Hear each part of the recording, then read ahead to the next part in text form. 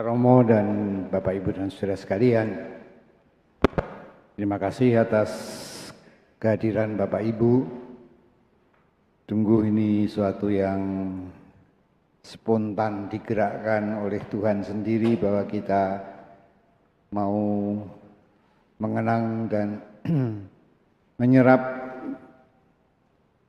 kabar baik yang disampaikan melalui kehidupan Paus kita Fransiskus yang dipanggil Tuhan. Baru tadi sore jam 5 kita sampai di rumah dan kemudian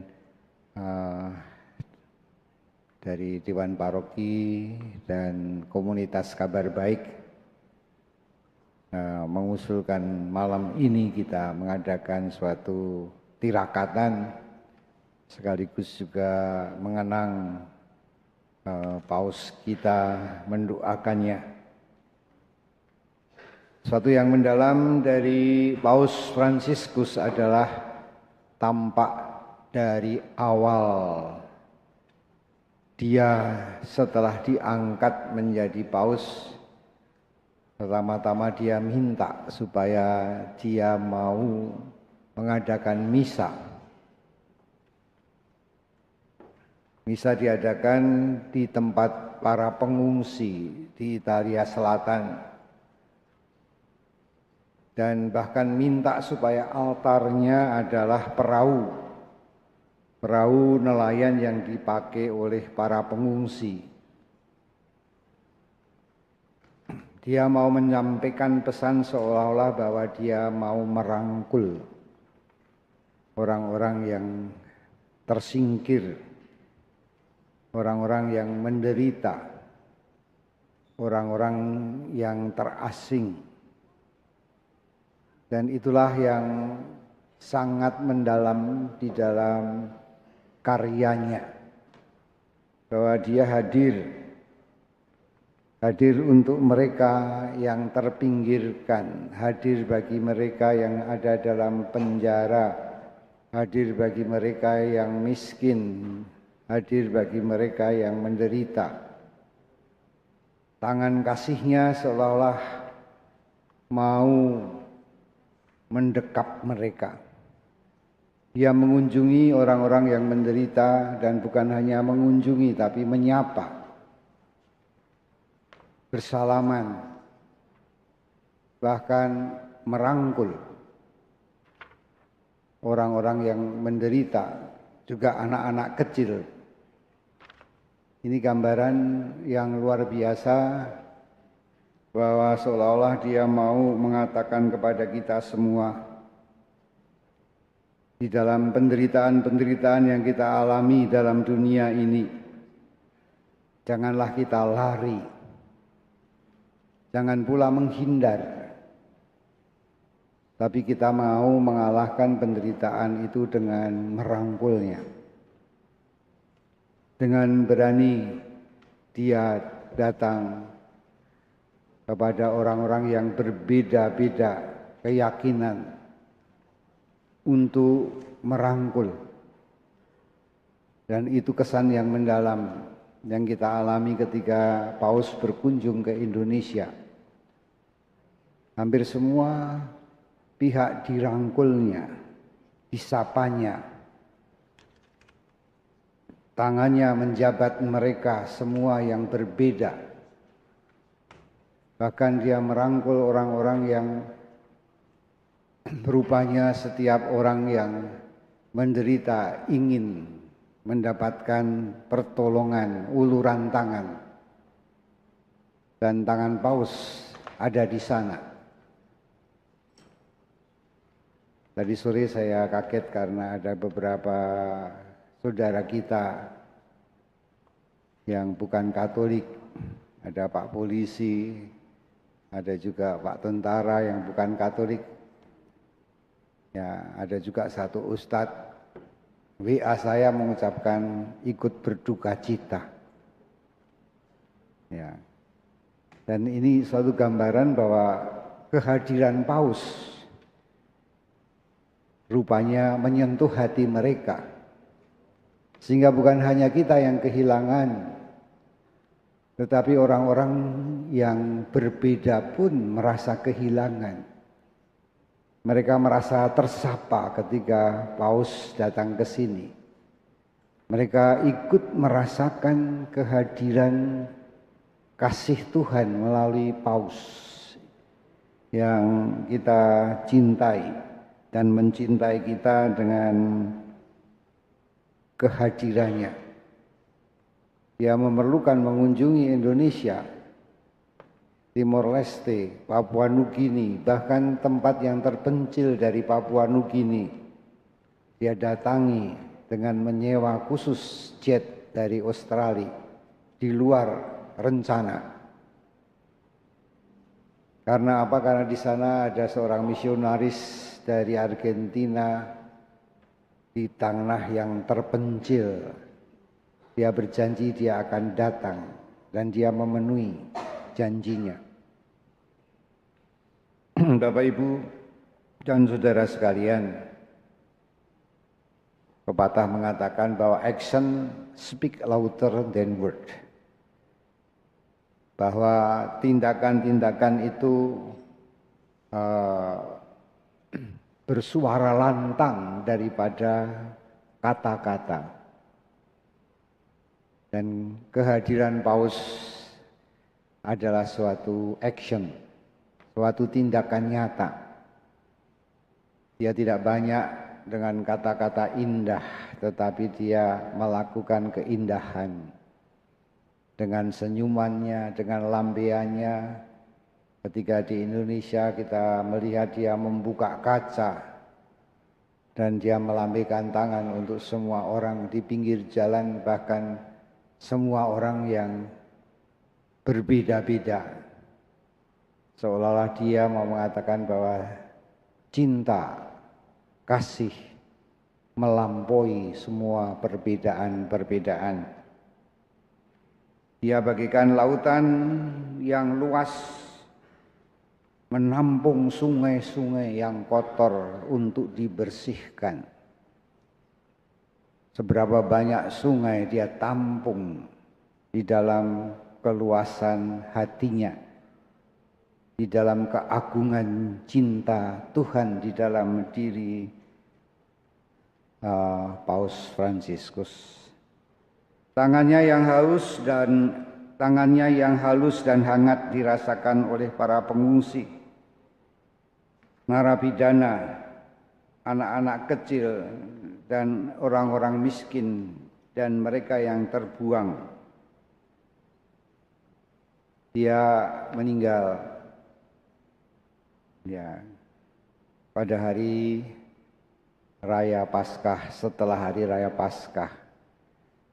Dan dia berpesan melalui tema Jubileum, yaitu kita harus menjadi peziarah pengharapan. Karena kasih Tuhan yang merangkul kita semua punya harapan. Bahwa penderitaan maupun kelemahan,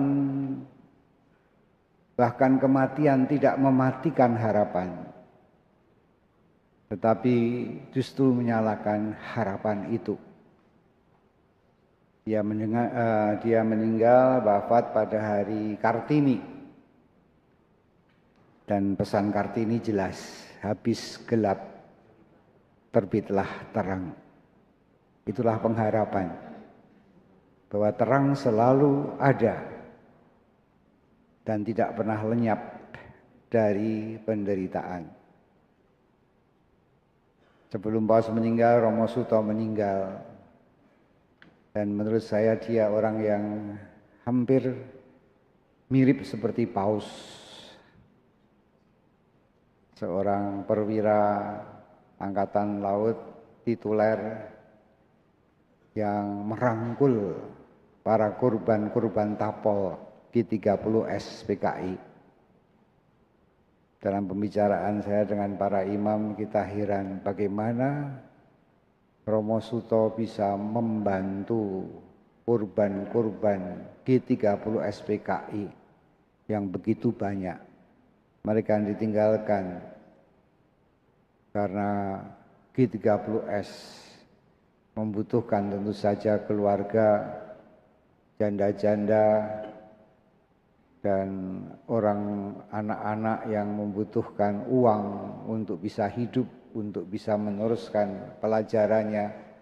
Mereka terasing, ya mungkin masih tampak luka dulu, ya orang-orang yang di PKKI, ya, yang dikhianati dan bahkan menjadi korban yang mungkin bukan PKI tapi kemudian dikatakan PKI karena persaingan dan seterusnya. Dan itulah hati Paus juga ada pada imamnya Romo Suto. Dan semoga hati Paus ada pada kita juga. Karena itu hati Tuhan Yesus sendiri. Pelajaran apa yang dapat kita ambil dari Paus adalah kegelapan, penderitaan selalu ada di dalam dunia. Jangan lari dan jangan takut. Mari kita kalahkan penderitaan dan kelemahan manusiawi karena kebencian, karena perang.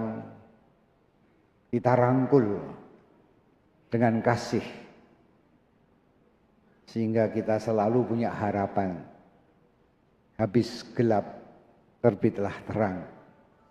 Tidak selamanya penderitaan itu meraja. Karena Yesus sendiri telah mengalahkan kematian, penderitaan karena dosa dengan kebangkitan. Kita berterima kasih pada Paus kita.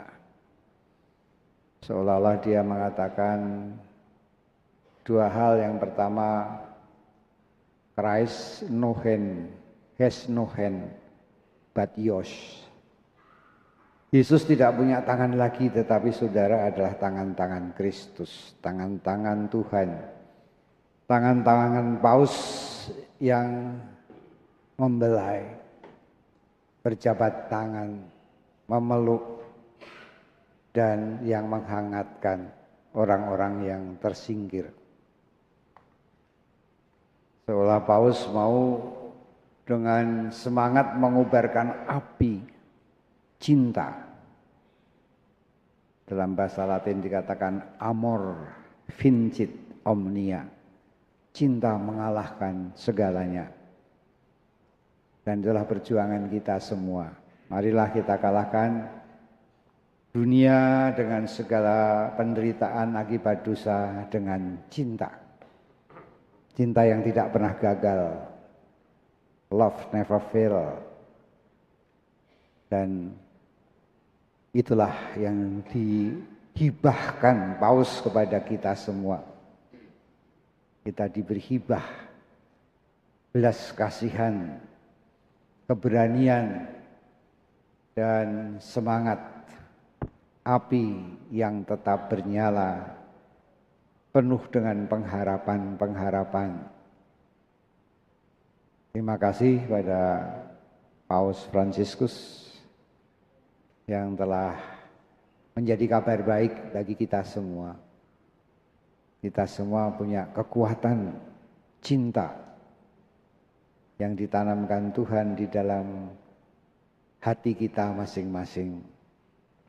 Karena Tuhan memberikan segalanya, tubuh, darah, dan rohnya yang terus bernyala di dalam hidup kita. Dengan doa, dengan kehadiran, dengan uluran tangan, kita semua menghadapi dunia yang gelap dengan penuh harapan membawa terang dunia. Tidak kebetulan kalau hari Kartini ini Paus meninggal khususnya bagi kita di Indonesia. Sembunyian Ibu Kartini yang diterima dari semangat Abendanon, seorang Belanda Katolik. Dia mengatakan habis gelap terbitlah terang. karena terang selalu ada, mengenyahkan kegelapan. Mari kita bersama berdiri menyatakan iman kita. Aku percaya akan Allah, dan akan Yesus Kristus Putranya yang tunggal Tuhan kita, yang dikandung oleh Roh Kudus, dilahirkan oleh Santa Peran Maria, yang menderita sengsara dalam pemerintahan Pontius Pilatus, disalibkan, wafat dan dimakamkan, yang turun ke tempat penantian pada hari ketiga, bangkit dari antara orang mati, yang naik ke surga di sebelah kanan Allah Bapa yang Maha Kuasa. Dari situ akan datang mengadili orang hidup dan mati. Aku percayakan Roh Kudus, Gereja Katolik yang kudus, persekutuan para kudus, pengampunan dosa, kebangkitan badan, kehidupan kekal. Amin.